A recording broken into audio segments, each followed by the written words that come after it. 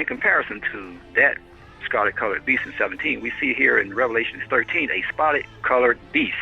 A spotted-colored beast that looks like a leopard. Now those spots on that beast represents and signifies that this one world government that will be known as the New World Order is a multicultural world government, a one world government, or a new world government that will be composed of a diversity of people made up of all colors, races, and nationalities.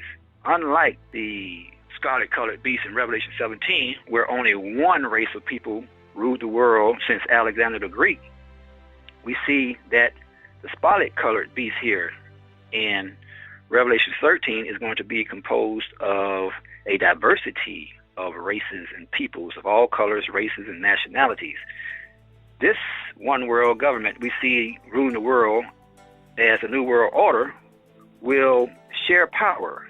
It will be composed of people such as Chinese, Japanese, Africans, Europeans, Edomites, Japhet, descendants of Japhet, descendants of Ham, descendants of Ishmael.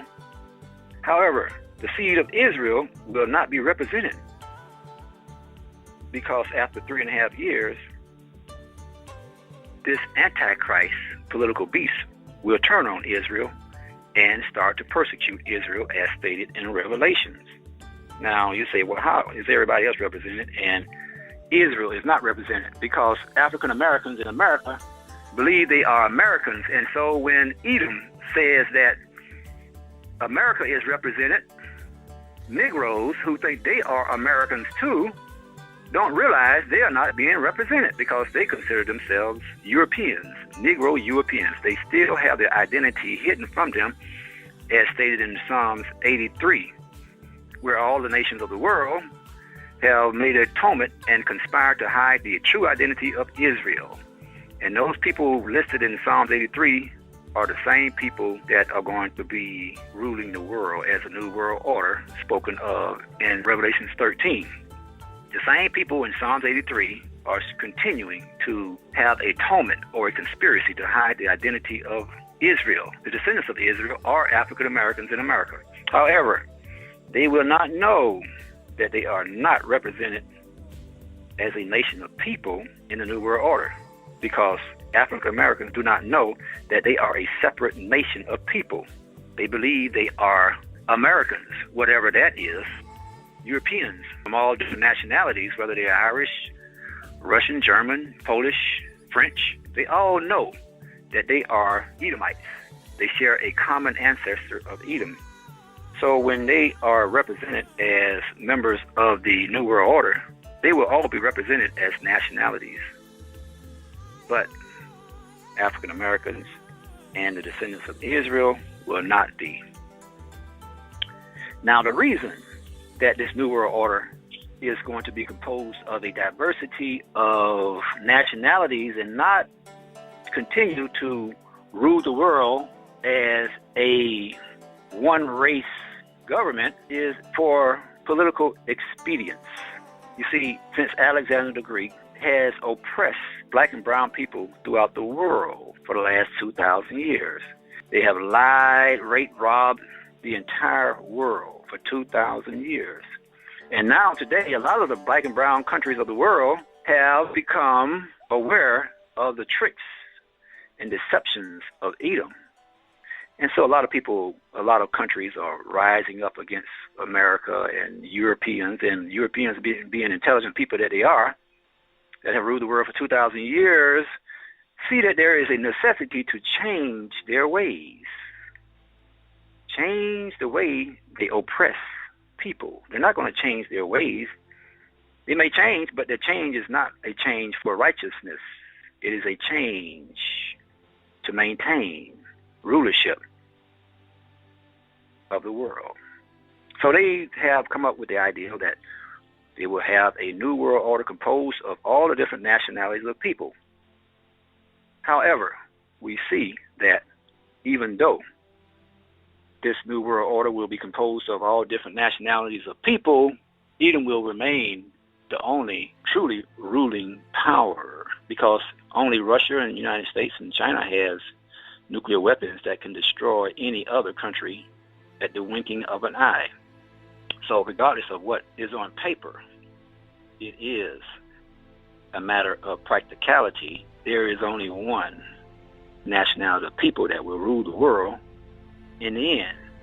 And when Jesus comes back, we see that one nationality of people that has complete control, regardless of what's shown on paper and what is presented in the public as a diversity of countries ruling the world as one world government.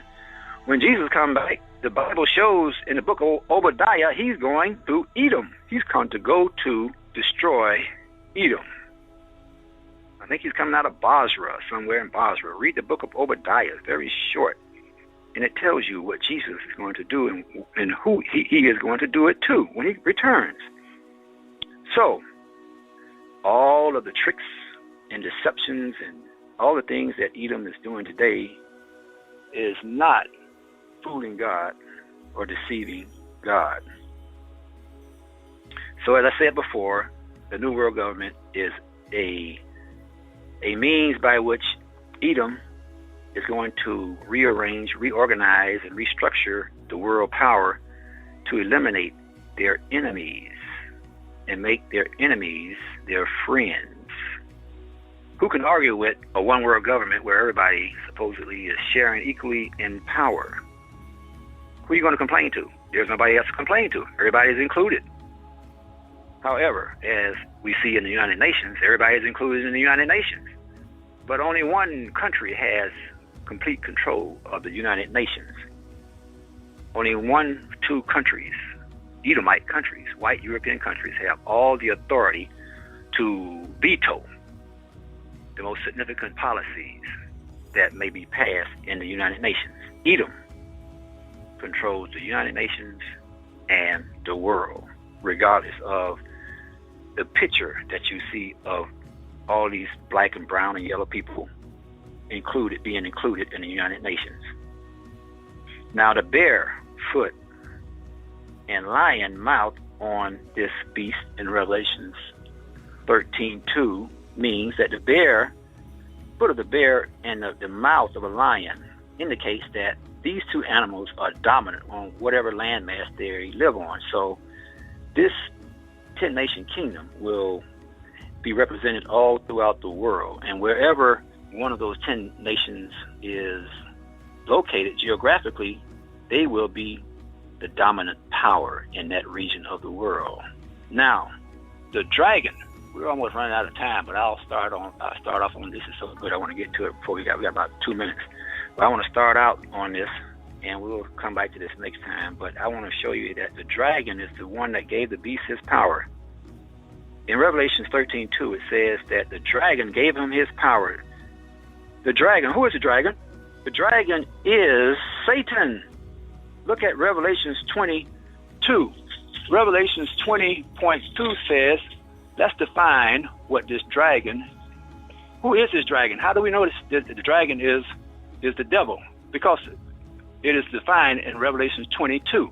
Revelations 20.2 reads, verse 2 says, and he laid hold on the dragon, that old serpent, which is the devil and Satan, and bound him 1,000 years. So there we go. That's the definition of the dragon.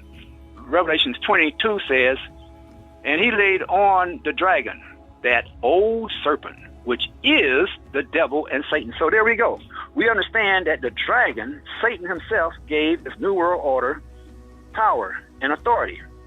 The New World Order is not a political utopia just because satanic worshipers like George Bush and Reagan said so.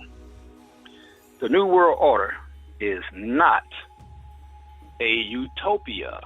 Should you welcome in the world order with open arms, cheering and shouting? Now, we're just about to run out of time. But before we go, I wanted to get that last piece of information in there about who the world order is empowered by.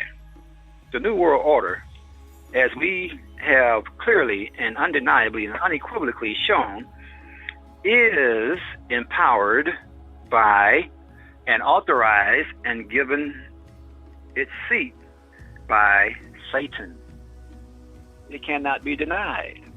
Revelation 22 shows you that the dragon is that old serpent called the devil and Satan. Can't be more clear than that. So now we understand, and now we see in the Bible itself, it is very clear that the New World Order, the one world government that is to come, that will be established once the Palestinians living in the Gaza Strip receive recognition as a political nation state, that New World Order will come immediately before or after the Palestinians receive their political nation statehood, and before that 10-nation kingdom can take their rulership of the world, the current world power must be destroyed. And we understand that the current world power is the United States of America, described as Babylon the Great and the whore in Revelation 17. Let's be ready, because the New World Order and the one world government is about to become a political reality. Signs are all around us. We see that this is the year of the tetrad, the 4 blood moons, and the last blood moon will be in September 15th. And all of these blood moons peculiar because they all fall on a Jewish holiday. And if you look at all of these signs of the times that are spoken of in the Bible, the New World Order must be put into place, from my opinion, before September 15, 2015, because that's the last full blood moon. And as the Bible shows, the Bible states, after these signs, Christ shall return. So the men that worship Satan, that worship fallen angels, that control the world, that they are empowered and authorized by Satan to rule the world, that are now ruling the world and will establish a new world order in order to fight against Christ when he returns, must establish their one world government before September 15th, because September 15, 2015. They must set up their new world order before September 15, 2015, because as Scripture states, after these signs, Christ shall return. And we see that these signs that are being spoken of in the Bible are the tetrad, or the 4 consecutive blood moons that fall on Jewish holidays. These 4 blood moons will not reoccur for the next 30,000 years. And we know that the New World Order and the return of Christ is not going to be in the next 30,000 years. So we can understand that the signs of the times that are spoken of in the Bible, where the sun would be darkened and the moon would be turned to blood, those are the signs that are now being shown and are occurring today. These are the signs that will not reoccur again for about 30,000 years. I don't have the exact time period, but these signs will not reoccur within the earth for a significant amount of time. And the last of these signs will come on September 15, 2015. So if you know these devil worshipers the way I do, they're not going to take a chance on Christ just showing up and they are not being ready.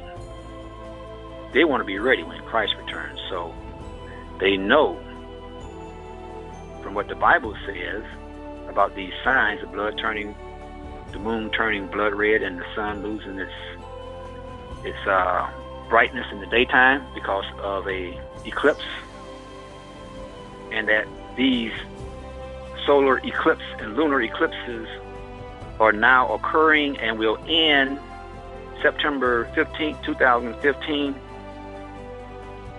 and they see that 2015, September 15th, is the last of these pronounced astrological events. So they're looking at this timetable, and they're going to have their New World Order prepared for the eventual return of Christ before, I think, way before September 15th.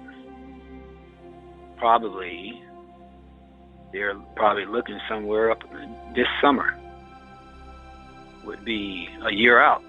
I think they want to have their New World Order, and they want to have it online and working and functioning for at least a year before the signs of the times have passed. And the signs of the times will pass. Those astrological signs will end September 15th, 2015. So the summer of 2014 would be the prime time for them to introduce and inaugurate their New World Order and get all the kinks out of it before the end of the sign period ends.